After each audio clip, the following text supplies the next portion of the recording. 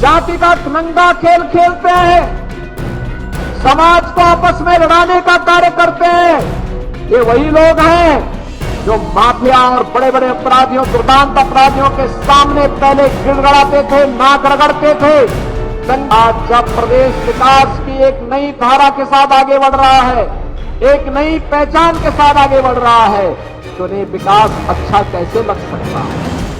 वो बैरियर बनकर के फिर से खड़ा होना चाहते हैं। आज हमने यहां पे उन युवाओं को भी सम्मानित किया है जिन युवाओं ने यहां के कारपेट को वैश्विक स्तर पर स्थापित करने में अपना योगदान जो लोग दे रहे हैं, वैश्विक स्तर पर ले जाने का कार्य कर रहे हैं। अभी कुछ दिनों में भदोई के एक्सपो मार्ट में भी एक एग्जीबिशन लगने जा रही है। बेहतरीन रूप से दुनिया के अंदर इस क्षेत्र में क्या कुछ हुआ है, और हमारे हस्तशिल्पी और कारीगरों को भी अपने अपने प्रोडक्ट को, अपने अपने कारपेट को डिस्प्ले करने और नए ऑर्डर प्लेस करने के एक नया अवसर प्राप्त होगा। अभी परसों 25 सितंबर से लेकर के 29 सितंबर तक इंटरनेशनल ट्रेड शो का आयोजन हम ग्रेटर नोएडा में करने जा रहे हैं। बहनों और भाइयों, उसमें मिर्जापुर भदोई की कारपेट को भी हम लोगों ने वहां स्थान दिया है। यहां के प्रोडक्ट को भी वहां पे हम एक बार दुनिया के सामने शोकेस करने का अवसर उपलब्ध करवाएंगे। यहां का हस्तशिल्पी भी सम्मानित होगा, उसे भी आगे बढ़ने का अवसर प्राप्त होगा, और यहां का प्रोडक्ट अगर एक्सपोर्ट होता है तो मान करके चलिए कई गुना मुनाफा वह कमाने के लिए आगे बढ़ेगा। पैसा आएगा, उस पूंजी को यहां लगाएगा तो विकास तो मिर्जापुर का ही होगा, भदोई का ही होगा, सोनभद्र का ही होगा। और इसीलिए आज हम सब आपके पास आए हैं। जो लोग जाति का नंगा खेल खेलते हैं, समाज को आपस में लड़ाने का कार्य करते हैं, ये वही लोग हैं जो माफिया और बड़े बड़े अपराधियों, दुर्दांत अपराधियों के सामने पहले गिड़गड़ाते थे, नाक रगड़ते थे, दंगाइयों के सामने नाक रगड़ने का काम करते थे। आज जब प्रदेश विकास की एक नई धारा के साथ आगे बढ़ रहा है, एक नई पहचान के साथ आगे बढ़ रहा है, तो उन्हें विकास अच्छा कैसे लग सकता है? वो बैरियर बन करके फिर से खड़ा होना चाहते हैं। वे आपके वर्तमान को तो खराब करना ही चाहते हैं, आने वाली पीढ़ी के भविष्य के साथ भी खिलवाड़ कर रहे हैं। और मेरी आप सबसे अपील होगी, याद रखना, वर्तमान को तो ठीक करना ही करना है, आने वाली पीढ़ी के भविष्य को मजबूत बनाने के लिए एक ऐसी सुदृढ़ नींव का निर्माण करिए, कोई माफिया फिर से आपकी व्यवस्था में हावी न होने पाए, उसको फिर से सिर उठाने का अवसर न मिलने पाए। और इसके लिए मैं आप सबका आह्वान करूंगा, विकास की इस धारा के साथ जो प्रधानमंत्री मोदी जी ने सबका साथ और सबके विकास का नारा दिया है, उस अभियान को मैं गांव-गांव तक, घर-घर तक पहुंचाने का काम करना है। जैसे मां विंध्यवासिनी का धाम आज चमक रहा है, देश और दुनिया को अपनी ओर आकर्षित कर रहा है, जैसे आज मिर्जापुर जनपद 4 लेन की कनेक्टिविटी से बेहतरीन तरीके से जुड़ चुका है, जैसे यहां मेडिकल कॉलेज, विश्वविद्यालय, नर्सिंग कॉलेज का निर्माण तेजी के साथ आगे बढ़ा है, जैसे हर घर नल की योजना तेजी के साथ आगे बढ़ी है, ऐसे विकास का यह क्रम, यह सिलसिला अनवरत रूप से आगे बढ़ता रहे, इसके लिए एक और हम आए हैं। और दूसरी तरफ मैं आपको आश्वस्त करने के लिए आया हूं, बहनों और भाइयों, पहले निराश्रित महिलाएं यानी विधवा महिला, बुजुर्ग महिलाओं, दिव्यांग जनों को पेंशन का लाभ बहुत कम मिलता था। आज हम 12,000 रुपए सालाना उन्हें उपलब्ध करवाने का काम कर रहे हैं। 1 करोड़ परिवारों को सुविधा दी जा रही है।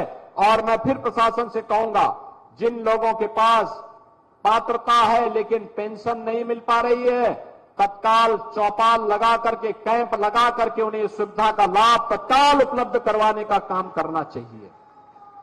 बहनों और भाइयों, हमें आभार व्यक्त करना चाहिए प्रधानमंत्री मोदी जी का। अभी उन्होंने यूनियन कैबिनेट से, केंद्रीय कैबिनेट से एक प्रस्ताव पारित किया है, 70 वर्ष का के ऊपर के हरेक व्यक्ति को 70 वर्ष के ऊपर के हर एक व्यक्ति को 5 लाख रुपए का आयुष्मान का कार्ड उपलब्ध होगा। यानी जो भी है, हम उत्तर प्रदेश के अंदर भी इसको तेजी के साथ लागू करने जा रहे हैं। उत्तर प्रदेश के अंदर 70 वर्ष से ऊपर का, पंडित जी आपकी उम्र क्या हो गई? पंडित जी की उम्र क्या हो गई? 70 साल हो गई हैं?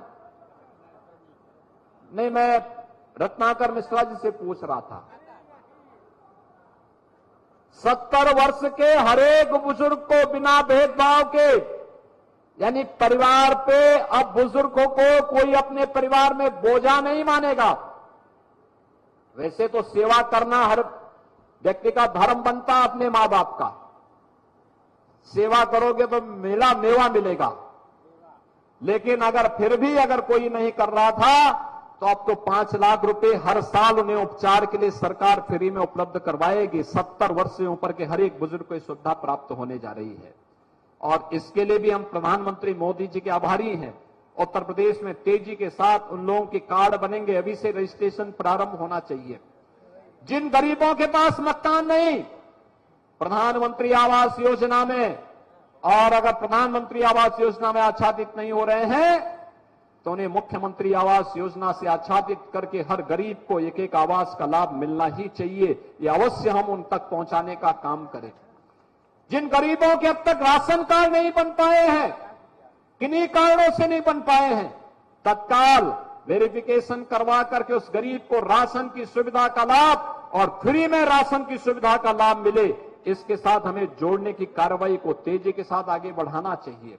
शासन की योजना बिना भेदभाव के हर गरीब को मिले, हर नौजवान को मिले, हर किसान को मिले, हर नौजवान के हाथ को कार्य हो, हर किसान के खेत को पानी की सुविधा हो, और हर बेटी सुरक्षित महसूस करे, हर व्यापारी सम्मान के साथ सिर उठा करके अपने व्यवसाय को आगे बढ़ा सके। इस विश्वास के साथ हमें आगे बढ़ना है। बिना भेदभाव के शासन की योजना का लाभ हर एक गांव तक, हर नौजवान तक, हर गरीब तक, हर पिछड़े तक, हर किसान तक, हर मजदूर तक पहुंचाने का कार्य करना है। और इसी के लिए सरकार पूरी प्रतिबद्धता के साथ कार्य कर रही है। ये 765 करोड़ रुपए की परियोजनाएं आज इस सौगात के रूप में आपको उपलब्ध करवाई जा रही हैं। आज के इस अवसर और बहनों और भाइयों में आप सबसे एक ही बात कहना चाहूंगा, याद करना, आज जिस नए उत्तर प्रदेश में हम हैं, एक तरफ काशी विश्वनाथ धाम को आप देख रहे होंगे, क्या जगमगा रहा है काशी।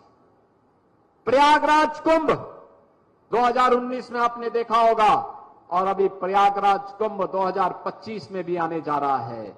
भव्य और दिव्य कुंभ के दर्शन आप सबको करने का अवसर प्राप्त होगा। मिर्जापुर तो दोनों ओर से लाभान्वित होगा। यहां पे काशी में लोग श्रद्धालु आएंगे तो भी मां विंध्यवासिनी के धाम में आएंगे, कुंभ में आएंगे तो भी मां विंध्यवासिनी के धाम में आएंगे। तो मिर्जापुर के तो दोनों हाथों में लड्डू है, चाहे यहां का चाहे वहां का। तो यहां पर हमें इसके लिए अपने आप को तैयार होना है।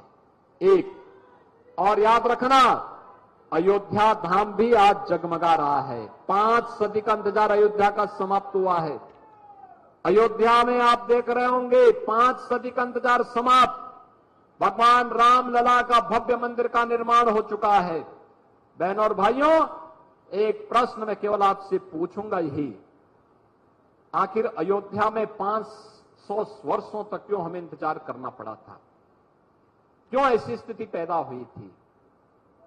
क्यों प्रभु राम लला के भव्य मंदिर को तोड़ करके आक्रांताओं ने एक गुलामी का ढांचा खड़ा कर दिया था? कारण एक ही है और निवारण भी एक ही है। बंटे थे इसलिए कटे थे। और मैं फिर आपसे कहूंगा, बंटिए मत, एकजुट होकर के विकास और सुरक्षा के इस माहौल में आगे बढ़िए। ये डबल इंजन की सरकार आपके सुख दुख में हमेशा आपके साथ खड़ी होकर के आपके वर्तमान को भी सुधारेगी और भविष्य को भी उज्जवल बनाने के लिए पूरी प्रतिबद्धता के साथ कार्य करेगी।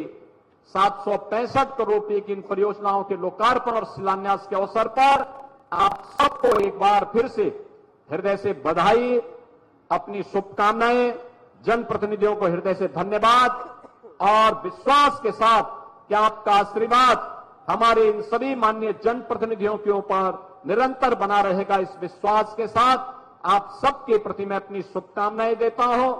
अभी ये पितृपक्ष चल रहा है, पितरों को तर्पण देने का एक अवसर है, कृतज्ञता ज्ञापित करने का अवसर है और 3 अक्टूबर से मां विंध्यवासिनी के धाम में हर सनातन धर्मावलंबी मत्था टेकने के लिए आएगा।